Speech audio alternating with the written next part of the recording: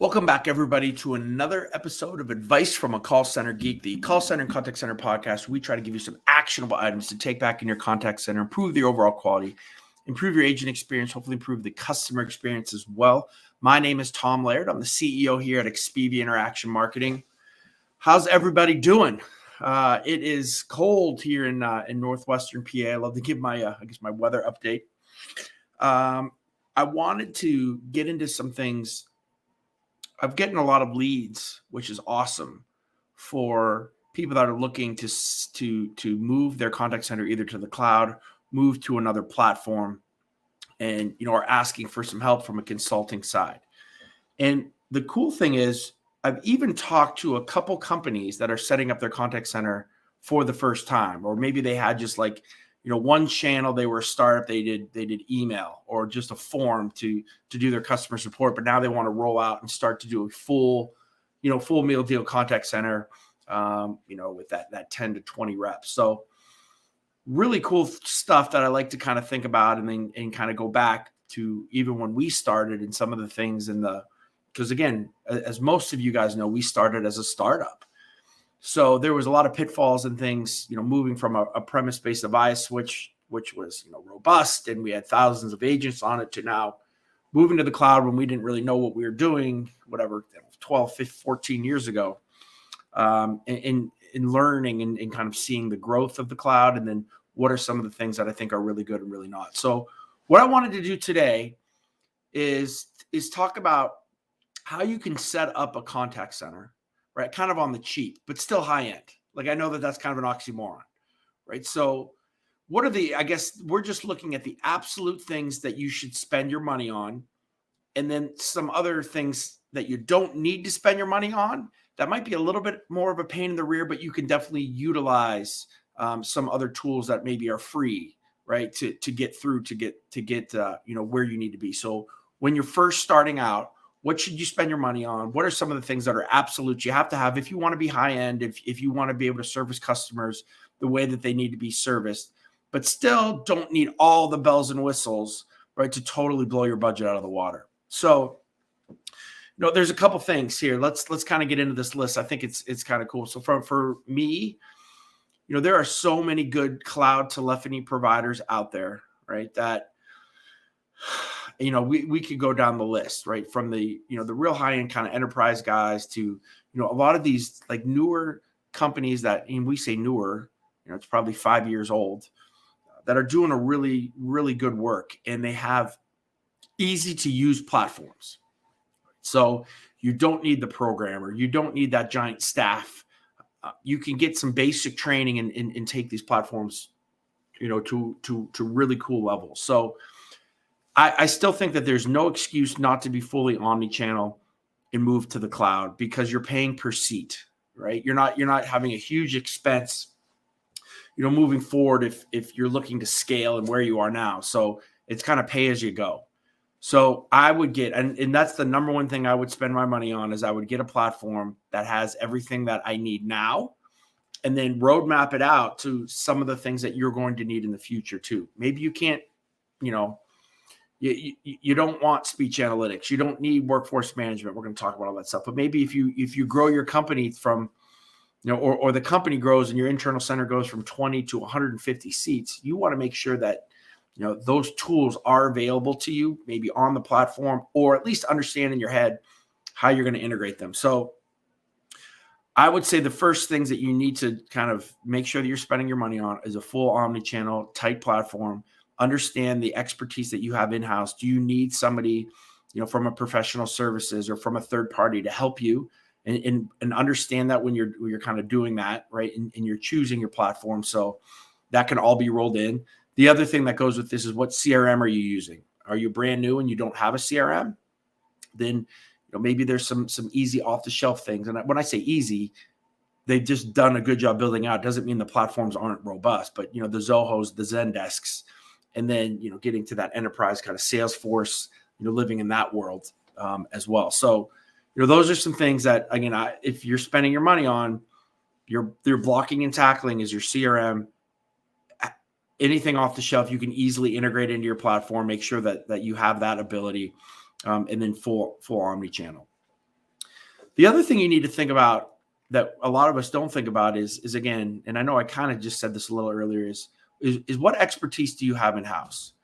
Because there's a lot of things that you need to think about, right? So, everything, and I wrote some things down from, porting numbers, routing calls, using the IVR, not just as an auto attendant, but maybe from a self-service in a self-service model, integrating your CRMs or integrating any third-party data into your platform, setting up virtual callbacks, which today is pretty darn easy.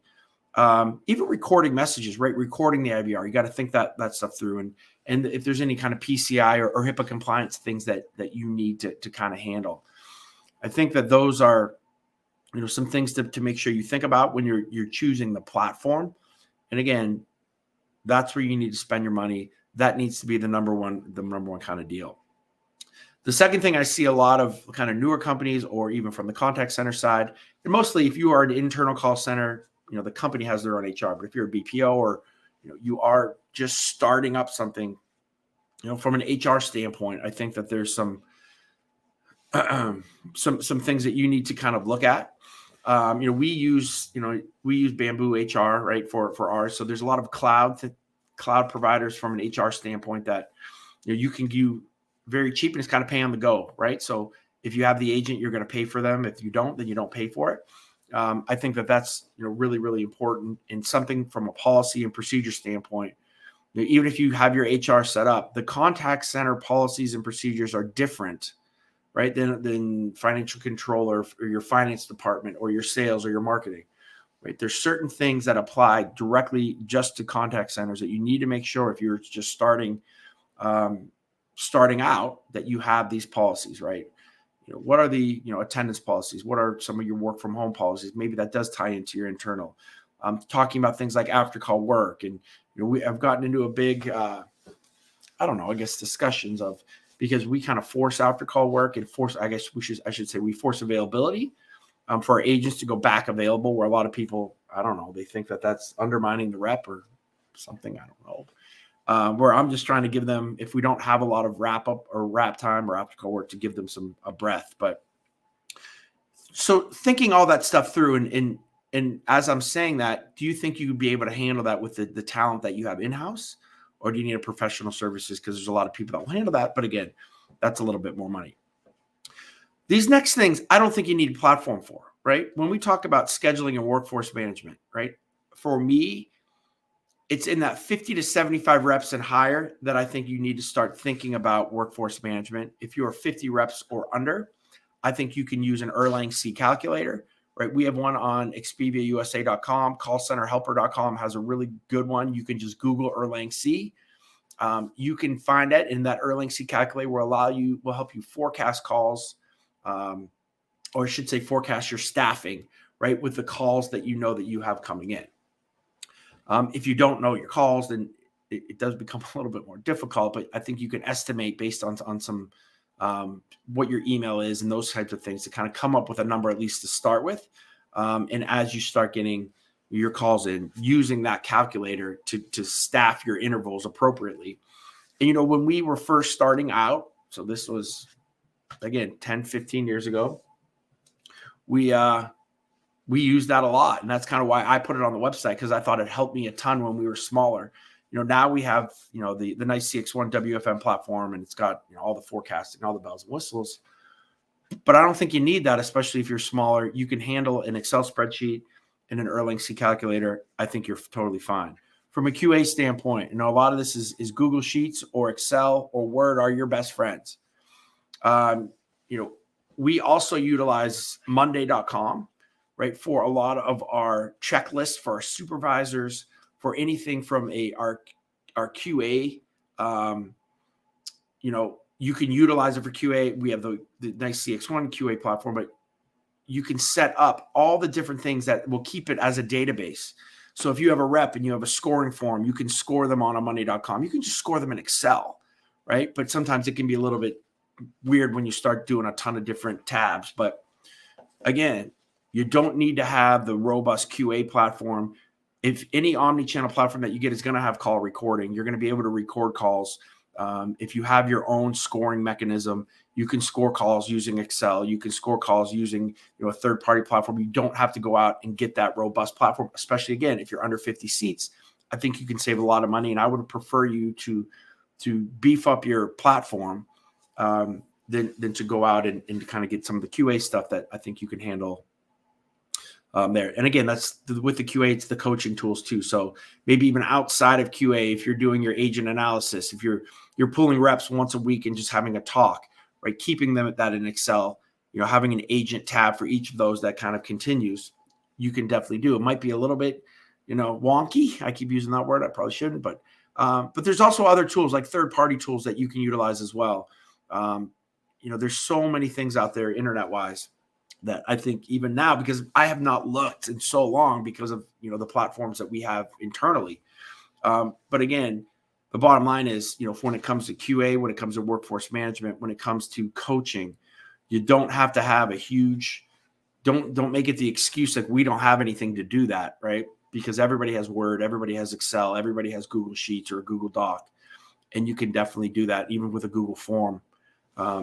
Make sure that you can help and handle your QA. I just want to go back to to the HR thing as well, is making sure that you do have the right policies for your organization. I think it's really, really important that you look at the culture of your organization. For us, now everybody's work from home, so there's no dress code. But before, when we were internal, and I know everybody pushes back on this, we did have a dress code, right? In the organization, we work for a lot of financial services companies. So we said that, we probably give out more loans and credit cards than a banker does in a day, right? So we wanted to have our reps kind of have that mentality of, this is really, really important stuff that you're doing. And, we've kind of gone away from that. Listen, I was a suit guy, and look at me. I mean, this is for me that I'm really slumming it. But every single day, wore a suit or at least a shirt and a tie. And now I'm kind of here. So again, I think that's, really the basic kind of deal. I just did a TikTok too on porting numbers, right? When you're starting up, porting numbers can be a real pain in the rear, right? Porting numbers basically means, you have maybe a 1-800 number that you have internally. And if you're giving it to another like third party, an outsourcer, or an outsourcer is giving you a number, you want to own and have that number on your actual platform. You got to make sure you dot the T's and dot the I's and cross the T's for sure. Because anything that you have wrong on there, they will push back, because those carriers do not want to lose their number, and they don't want to lose the billing on that number. So just a kind of little quick tip on that. Again, routing calls, think that through. Do we need an IVR? Do we need a self-service deal? Can we just use it for kind of an auto attendant? If that, you probably don't need a professional services. It's pretty easy. Integrations. If you're using the Zoho and the Zendesk and you have a cloud, if you have a cloud telephony, anything cloud, they're going to very easily be able to integrate with, right? So your CRM, think that through. If you have a proprietary CRM, it should not be that big of a deal, but you're going to have to do a little API programming to kind of get that through. Again, virtual callbacks. I think every platform now has it. Everybody should be utilizing it. I think that's just as important as,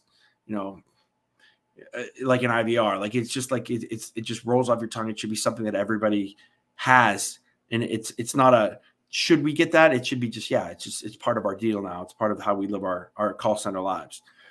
Think about your messaging. Who wants to be the voice of your brand, right? From an IVR standpoint, and again, looking at PCI and some HIPAA things when it comes to what platforms you have.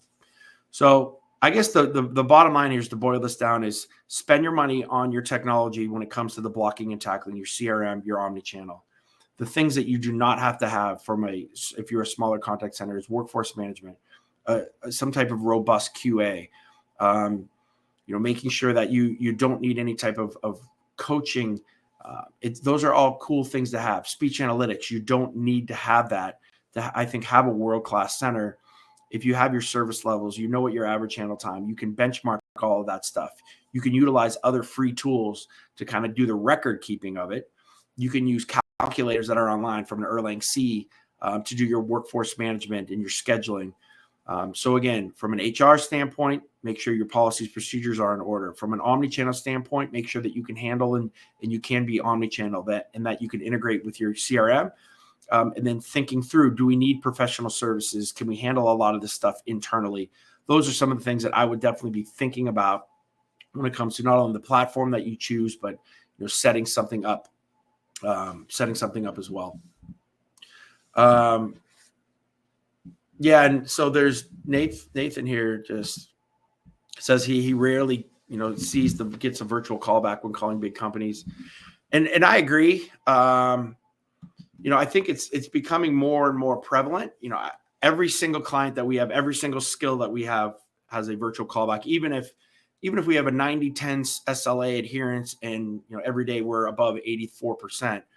You never know when that spike's going to come. You never know. We've seen a lot of weird stuff where a company, maybe they made a mistake and they send out this 200,000 or 4 million pieces of email that accidentally gets sent out, and it has the phone number for our customer service center, and so we just get absolutely bombarded. And having those kind of things, I think, can really help, at least from the customer experience, and just dealing with obviously people not getting ticked off because they're waiting for a half hour or longer.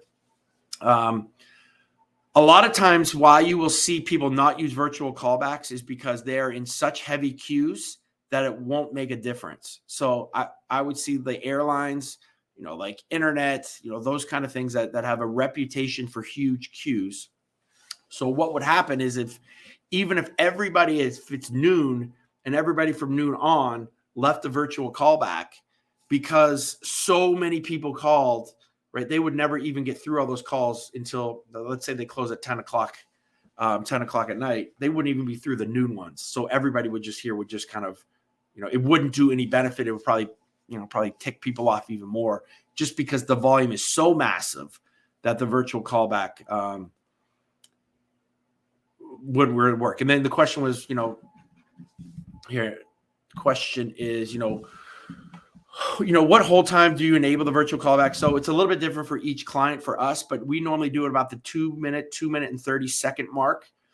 And then depending on what the client wants, we will play that, every minute 30 or every 2 minutes after. Sometimes the client will say, no, hey, we just want it one time and that's it.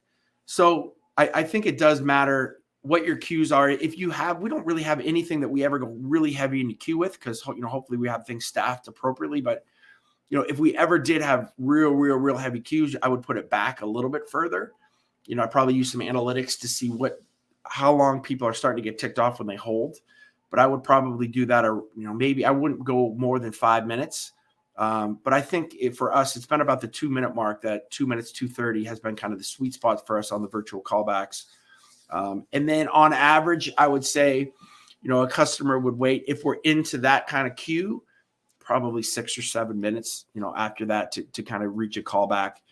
And again, these are only on really special days, like, the day after Christmas, Black Friday, Cyber Monday, those kind of things where, again, or if something went wrong with the company from a marketing standpoint. And again, like I said, they send giant emails out, or there's something, going on with that. So yeah, I think that's about what we would do in the timing of how long that would be. So, the other thing is, a lot of companies are, unfortunately, having that confusing IVR and they don't count their service level adherence, which they should. Well, you know what? Let me get back. Here's another question. Can I briefly explain shrinkage in the erlang-c calculator and its important? So yeah. So when you talk about shrinkage, you're basically coming into play with, people who are PTO, people that go talk to HR, people that are on break, people that are on lunch, right? All the reps that are there, but they're not actually taking calls, right? So, you can't, it's not a black and white thing, right? Just saying, okay, we need 10 reps scheduled from 8 o'clock to 5 o'clock at night. And every interval is totally, let's just play this game. Every interval is totally perfect. We just need 10 agents. Well, that's great that you need 10, but you can't just schedule 10, because we're human beings, right? And some people are going to, you might have 2 or 3 people off at lunch at one point. You might have, again, 2 people that need to go see HR. You may have, you're going to have breaks every single hour, maybe 3 intervals out of every hour. There's another break. So you have all this stuff like, oh my gosh, well, how do I account for that? And the best way to account for it is to, have a shrinkage percentage, right? Whether that is, 10%, 15%, 20%, based on, for us, the biggest thing for shrinkage, right, is call-offs and call-outs, right? And accounting for that. Because the other stuff too, we can manipulate during the day when we can play with things and say, hey, I know you're scheduled for lunch, but can you give me like 15 more minutes because we have 30 calls in queue and I got 4 reps coming back. And if you can wait, we can play those games. And WFM can kind of ask and do those kind of things too, but overall for what we do is we take about a 15% shrinkage number, right? So again, and I always kind of screw this math up, but if we need 10 reps, right, we're going to go about 15% over that, right? So maybe have roughly 1.5, 2 reps, depending on the intervals over that, right? So we'll schedule, maybe 12, something like that, right? To make sure that we're at 10, right? For all those intervals. And this just comes really into play when you're really, really trying to get a SLA adherence, right? If you don't really care about your SLAs, which everybody should, but I know some companies are like, whatever. If we have a couple of reps off, we have a couple of reps off. Like for me, I can't do that. I'm contractually obligated to hit a 80-30 or a 90-10 or a 71-20 or whatever that is. So we know for different programs, different projects, how long reps have been here. Like it's all these numbers are played into our WFM platform. And then we know what our historical shrinkage is for each program, and it automatically calculates that in. If you're just using the erlang-c, you got to start with something. 10%, 20%, 30%, whatever that number is, put that into there so it schedules kind of over that, and then you kind of tweak it from there based on kind of what you've seen from a historical standpoint.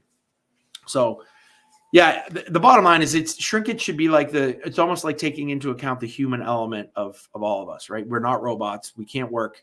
We can't come to work every possible single day. We can't work every single thing perfectly. We have to go to the bathroom. We have to take breaks. We have to talk to HR. We have to get trained. We have to get educated. And it's basically taking those kind of off the phone, instances and making sure that you're still staffed appropriately. It's a really good question. I know it confuses. It's a little confusing.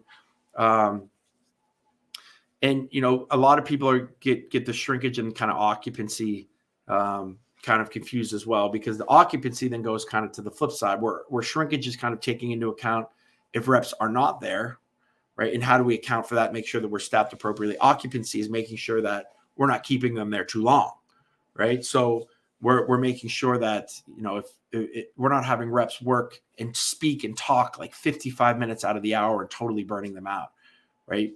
And this kind of goes back into my after call work deal that's been going on LinkedIn that we've been discussing of putting people automatically back in available, or letting them manually go back in available, understanding that they need breaks. We want to have our occupancy be about 75% or about 45 minutes out of the hour, kind of in a working state, and then tweaking kind of after call work from there to make sure again that we're not burning anybody out. Again, we're talking about human beings here. And they have a job to do, but they have to breathe and be able to kind of just take a second as well. So, yeah, good questions. I appreciate that, guys. All right. Well, if there's nothing else, I hope that was of value to you and kind of thinking through maybe even some of the things you're looking to purchase in 2023 from a telephony standpoint. Thinking of those things as budgets get tighter, as maybe if we are in an economic downturn, some of the things that to look to purchase, but there's a lot of things I think you can do. I don't want to even say on the cheap, but maybe it takes a little bit more work, but it's definitely more cost effective for sure. So again, thank you guys very much. And I will talk to all of you next week.